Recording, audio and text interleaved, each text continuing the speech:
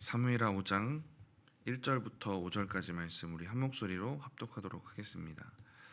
이스라엘 모든 지파가 헤브론에 이르러 다윗에게 나와 이르되 보소서 우리는 왕의 한 고륙이니이다. 전에 곧 사울이 우리의 왕이 되었을 때에도 이스라엘을 거느려 출입하게 하신 분은 왕이시었고 여호와께서도 왕에게 말씀하시기를 내가 내 백성 이스라엘의 목자가 되며 내가 이스라엘의 주권자가 되리라 하셨나이다 하리라. 이에 이스라엘 모든 장로가 헤브론에 이르러 왕에게 나아오매 다윗 왕이 헤브론에서 여호와 앞에 그들과 언약을 맺음에 그들이 다윗에게 기름을 부어 이스라엘 왕으로 삼으니라. 다윗이 나이가 30세의 왕위에 올라 40년 동안 다스렸으되 헤브론에서 7년 6개월 동안 유다를 다스렸고 예루살렘에서 33년 동안 온 이스라엘과 유다를 다스렸더라. 아멘. 북쪽 사울 세력의 실세였던 아브넬은 그 다윗 쪽 군사령관 요압에 의해 암살당합니다. 그리고 북쪽 사울 세력의 왕이었던 그 이스보셋은 이제 어제 본문이었는데요, 바하나와 레갑에게 암살당합니다. 또 사울의 손자 무비보셋에 대한 얘기가 4장의 한 절로 이렇게 등장하게 되는데요. 그 사울의 혈통이었지만 다리 저는 자로 소개되고 있고 왕이 될 만한 자가 아니었다라고 이제 언급이 되고 있습니다. 이렇게 사울의 세력은 완전히 기울어 버리고요. 이제 다윗이 이스라엘의 전체 왕이 되는 장면이 오늘 본문입니다. 우리 1절 말씀인데요. 우리 다시 한번 같이 읽어보겠습니다. 이스라엘 모든 지파가 헤브론에 이르러 다윗에게 나와 이르되 보소서 우리는 왕의 한 고륙이니이다. 이스라엘의 모든 지파가 헤브론에 있었던 다윗을 찾아옵니다. 모든 지파라고 나오는데 3절에 보시면 나오는 그 이스라엘의 모든 장로라고 보면 될 것 같아요. 모든 지파가 헤브론에 모이기는 힘들었을 것이고 그 대표들이 찾아오게 됩니다. 이들이 이렇게 움직일 수 있었던 건 아브넬과 이스보셋이 죽었기 때문입니다. 그러니까 북쪽 세력 가운데도 그 많은 여론들 가운데 하나는 다윗을 향해 있었던 것 같아요. 3장 17절 말씀을 보면 그런 내용이 나오는데, 근데 그동안은 이스보셋과 아브넬의 힘에 이제 눌려 있었겠죠. 지도자의 힘에 눌려 있다가 이제 상황이 되었을 때 이제 움직이고 있는 것 같습니다. 3장 17절을 보면 아브넬이 이스보셋과 관계가 이제 틀어졌을 때 아브넬이 이스라엘 장로들을 설득하러 다니면서 했던 말들이거든요. 3장 17절을 보면 아브넬이 이스라엘 장로들에게 말하여 이르되 너희가 여러 번 다윗을 너희의 임금으로 세우기를 구하였으니, 이런 여론들이 있었고 이제 아브넬이 마음이 변했을 때 이들을 다시 설득하러 다닐 때 했던 말입니다. 아브넬은 기회주의자였고 또 정치력도 있던 사람입니다. 그래서 정치적 영향력이 있고 설득력도 있었던 사람이에요. 아브넬이 자기 욕망을 따라서 이렇게 했다가 저렇게 했다가 하면서 이제 다윗 쪽에 붙기 위해서 했던 행동이었지만 이스라엘 그 백성들의 대표들이 설득되고 회유되고 했었던 그런 또 상황이 되기도 합니다. 그러니까 이 장면을 되짚어 보는 건 이제 오늘 5장에 다윗이 왕이 되기까지 다윗이 왕이 되는 것을 또 수월하게 만들어 갔던 또 한 가지 사건이기도 하다라는 겁니다. 그런데 아브넬은 자기 욕망을 따라 한 일이고, 그러니까 이것들을 이렇게 세밀하게 간섭하셔서 바꿔가시는 또 한 분 하나님이 계셨다라는 것입니다. 뒤에서 일을 만들어 가시는 하나님이 있고요. 하나님이 다윗을 왕으로 세우려는 건 하나님의 계획인데요. 그 뒤에서 일을 틀어가는 인간의 욕망들, 인간적인 계획들이 있습니다. 근데 하나님의 그 섭리 가운데 이것들이 또 선하게 사용되는 경우들이 또 생기는 겁니다. 다윗은 그 일들을 이제 경험하고 있다라는 것이 이제 우리가 좀 집중해 볼 부분이고, 또 더 집중해 볼 것은 그렇게 경험할 수 있었던 다윗의 믿음과 또 신앙의 모습입니다. 다윗은 겸손히 기다리면서 조급하게 앞서가지 않았다. 계속 말씀드리는 부분인데요. 이런 부분이 있었고요. 또 철저하게 하나님이 하시는 일로 이 일을 만들어 가야겠다라는 다윗의 결단과 노력이 또 있습니다. 그래서 주변에 있는 인물들이 욕망을 따라 행동할 때도 휩쓸리지 않고 자기의 뜻을 가지고 신앙을 가지고 하나님의 방법을 꿋꿋이 선택해가는 것들을 보여줍니다. 그랬을 때 다윗이 무엇을 누리게 되는가가 또 오늘 본문이기도 합니다. 다윗은 이스라엘 왕이 되는 일을 하나님이 하시는 일로 만들어 가기를 원했고, 그래서 인위적인 노력을 하지 않습니다. 그랬을 때 누리게 되는 그 장면들이에요. 인위적인 이 노력을 할 만한 타이밍이 쭉 읽어보면 많이 있었어요. 그러니까 이쯤이면 내가 나서도 되겠다 싶은 그런 상황이 많이 있었습니다. 일단 다윗에게는 자신이 이스라엘의 전체 왕이 될 것이다라는 이 자의식은 분명히 있었어요. 그러면 하나님이 날 택했고 또 상황이 이 정도 돌아가는 걸 보면 먼저 나서고 싶은 그럴 만한 상황들이 많이 있었습니다. 흘러가는 상황들을 보고 내가 좀 나서서 공식적으로 선포만 해도 되겠다 싶은 상황들이 타이밍이 많이 있었던 거죠. 사울이 죽었을 때도 나설 수 있을 만한 상황이기도 합니다. 염려되는 그 북쪽 세력이 있긴 하지만 그래도 내가 이스라엘 전체 왕이다라고 선포하고 또 밀고 나갈 수 있을 만한 상황이기도 해요. 또 한 가지 타이밍은 유다의 왕이 되었을 때도 또 그렇습니다. 또 한 가지 타이밍은 유다의 왕이 되고 북쪽 세력이 그 이스보셋을 세우기까지 5년이 걸리거든요. 그럼 그 사이 시간도 너무 좋은 타이밍 같아요. 왜냐하면 북쪽이 뭔가 그 나라의 모양을 갖추기 전에 아직 뭔가 갖춰지기 전이니까 그 사이라면 적극적으로 일을 진행할 수도 있었을 것 같습니다. 그리고 3장 17절 말씀도 드렸는데 다윗을 왕으로 원하는 여론도 있다라는 이 생각을 아브넬이 찾아왔을 때 이 얘기를 들었을 거거든요. 그러면 이런 여론을 다윗이 알고 있었을 만한 오늘 본문의 타이밍, 오늘 본문 직전의 타이밍이라면 나서도 될 만한 상황이다라고 생각했을 수도 있을 것 같아요. 그런데 그러지 않았다는 것입니다. 다윗은 이스라엘 왕이 된다는 이 사건을 하나님이 하시는 일로 거룩하게 또 철저하게 만들어가기를 원했던 것 같아요. 그랬더니 하나님이 하셨던 부분이 한 가지 있고, 그랬더니 또 자신이 만들어지는 그 7년 반의 시간을 또 아름답게 그렇게 보내게 됩니다. 그래서 이스라엘 전체 왕으로 세워져도 진짜 적합할 만한 하나님 앞에 또 성숙된 그러한 왕으로 준비되는 시간이 됩니다. 그리고 그 7년 반에 있었던 여러 가지 사건들을 통해서 또 이스라엘 전체 백성들에게 왕으로서 괜찮다라는 그런 인정받는 그런 시간이 되기도 합니다. 또 그 사이에 하나님은 뒤에서 일하시고 움직이고 계셨고 이제 그것을 다윗이 누리고 있습니다. 다윗은 그저 하나님이 허락하신 위치에서 믿음을 지키면서 하루하루 살았다라는 게 너무 아름다운 모습 같아요. 그랬더니 하나님이 하나님의 시간표에 맞춰서 일을 이루어 가시게 됩니다. 다윗이 인간적으로 또 인위적으로 움직이지 않아도 사울의 세력이 무너졌고 인위적으로 움직이지 않아도 또 유다의 왕으로 추대가 되고 또 이스라엘 전체 왕으로 세워지고 하는 이 일들이 순차적으로 이루어지게 됩니다. 원래라면 그 인위적으로 움직였고 아까 말씀드렸던 타이밍에 먼저 나섰더라면 북쪽 세력 가운데 설득해야 되는 사람, 막 협상하고 해야 될 만한 사람들이 분명히 많이 있었을 것입니다. 죽었던 암살당한 그 두 인물을 포함해서 많이 있었을 거예요. 그리고 이 두 인물이 죽었다고 하더라도 또 설득해야 될 만한 그 각 지파의 그 대표들이 있었을 건데요. 근데 이들이 먼저 나와서 다윗을 왕으로 세우고 있는 겁니다.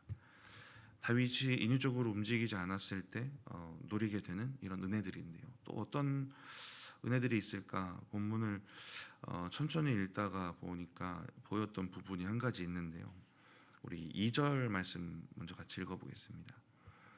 전에 곧 사울이 우리의 왕이 되었을 때에도 이스라엘을 거느려 출입하게 하신 분은 왕이시었고 여호와께서 왕에게 말씀하시기를 내가 내 백성 이스라엘의 목자가 되며 내가 이스라엘의 주권자가 되리라 하셨나이다 하리라.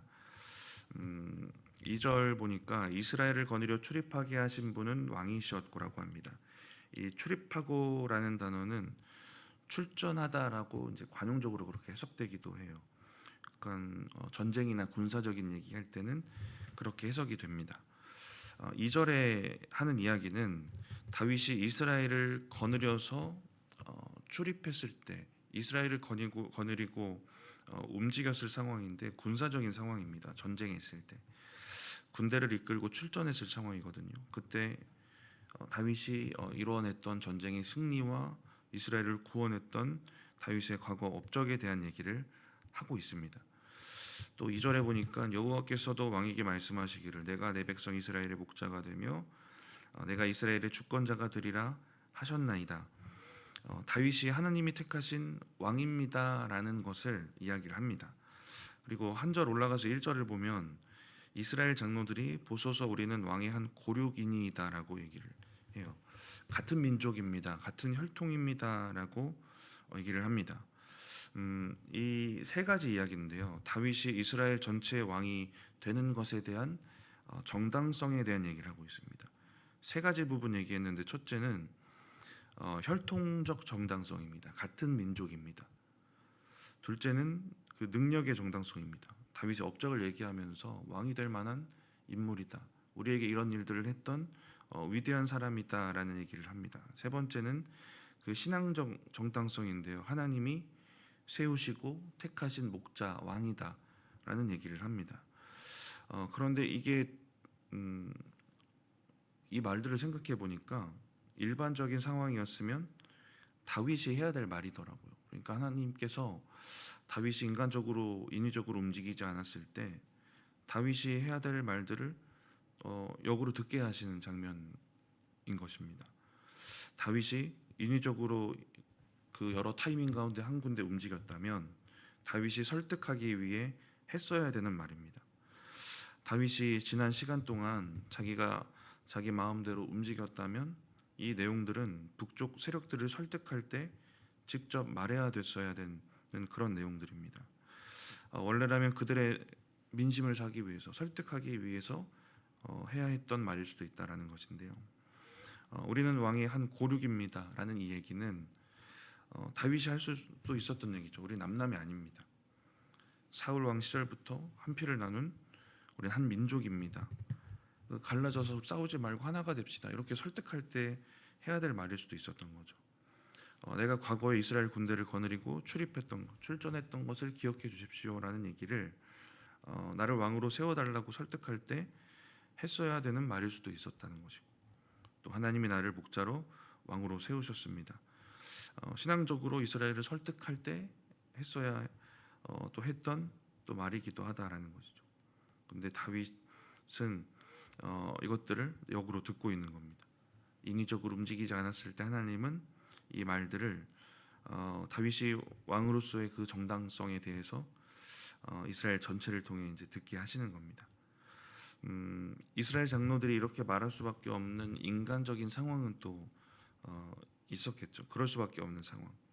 하나님이 사울의 집안을 버리셨기 때문에 그래서 그 세력이 무너졌기 때문에 이런 상황 가운데 자신들의 입지도 불안하고 또 절박한 그런 상황도 있었을 것입니다.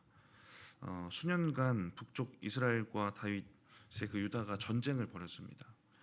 그 전쟁에 주도적인 역할을 했던 그 지파의 대표들이 찾아온 거거든요.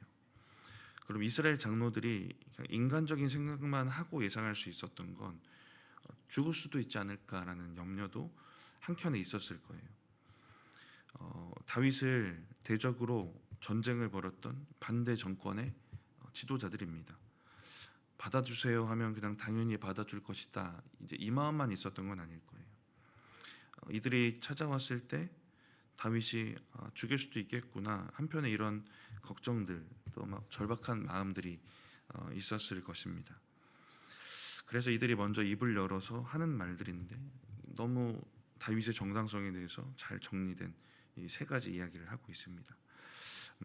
이 내용들은 다윗을 왕으로 하나가 되기 위해 이스라엘 전체가 알고 인정해야 되는 그런 내용들인데요.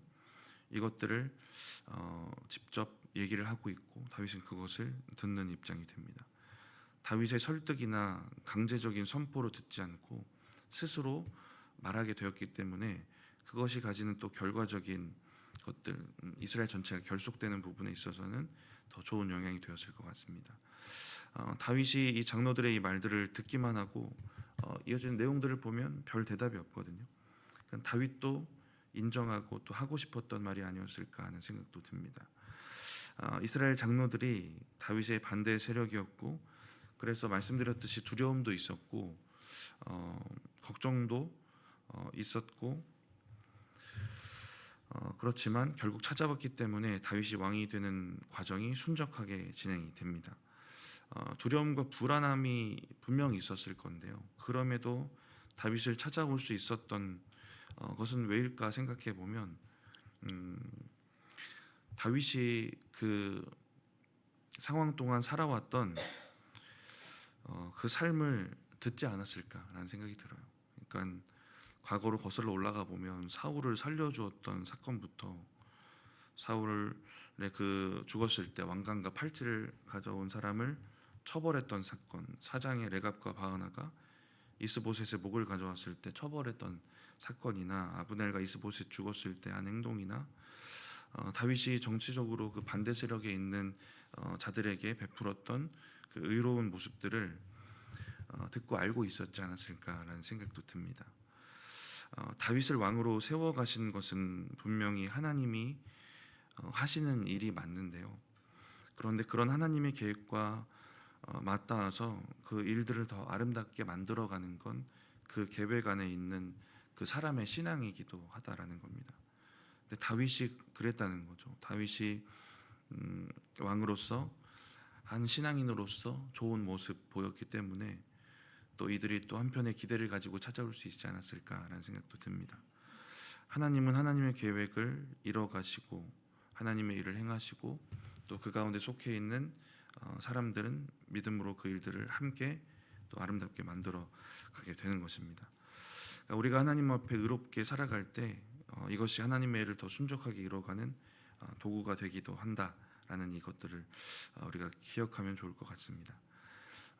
이어진 3절 보면 이제 이스라엘 전체 장로들의 추대로 왕이 됩니다. 우리 같이 한번 읽어보겠습니다. 이에 이스라엘 모든 장로가 헤브론에 이르러 왕에게 나아오매 다윗 왕이 헤브론에서 여호와 앞에 그들과 언약을 맺음에 그들이 다윗에게 기름을 부어 이스라엘 왕으로 삼으니라. 다윗에게 기름을 부어 왕으로 세웁니다. 다윗이 유다의 왕이 되었을 때도 기름을 부어 왕으로 세우는데요. 이스보셋은 기름을 부었을까? 돌아보면 이스보셋은 기름을 붓지 않습니다. 사무엘하 2장 8절 9절 보시면 아브넬이 세웁니다. 기름을 부어 세우지 않고 아브넬이 세우고요. 이것이 이스보셋 정권이 가졌던 이제 치명적인 약점이죠. 기름 부음이라는 게 단순한 절차가 아니다라는 걸 우리가 잘 알고 있는데요. 하나님이 선택한 사람이다라는 그런 의미거든요. 그런 정당성, 정통성을 보증하는 겁니다. 그러니까 하나님 앞에서 이 기름 부음이 가지는 그 의미를 다윗도 알았기 때문에 그래서 사울을 죽일 수 있는 기회가 생겨도 그러지 않았죠. 그래서 사울을 죽이지 않는 이유로 이 기름 부음에 대한 얘기를 또 다윗이 하기도 하는 겁니다. 이스보셋의 나라는 하나님의 당연히 선택이 없었고 그렇기 때문에 하나님 명령도 없었고 그래서 기름 부음도 없이 세워진 나라입니다. 인위적인 노력, 욕망으로 세워진 그런 나라입니다. 그와 반대되고 또 대조되는 또 하나님의 나라가 이제 다윗을 통해 세워지게 되는 것입니다. 그리고 4절과 5절은 다윗이 이제 다스렸던 그 하나님의 나라, 이스라엘 백성의 그 이스라엘 나라에 대한 이스라엘 나라가 얼마 동안 다스려졌는지에 대한 그 연수에 대한 얘기들이 이제 나오게 됩니다. 역대상 11장을 보면 1절부터 3절에 그 오늘 본문과 평행되는 이야기 나오는데요. 여기를 보면 온 이스라엘이 헤브론에 모여 다윗을 보고 이르되 우리는 왕에 가까운 혈족이니이다 하면서 그 장로들이 와서 했던 그 세 가지 이야기가 동일하게 나오거든요.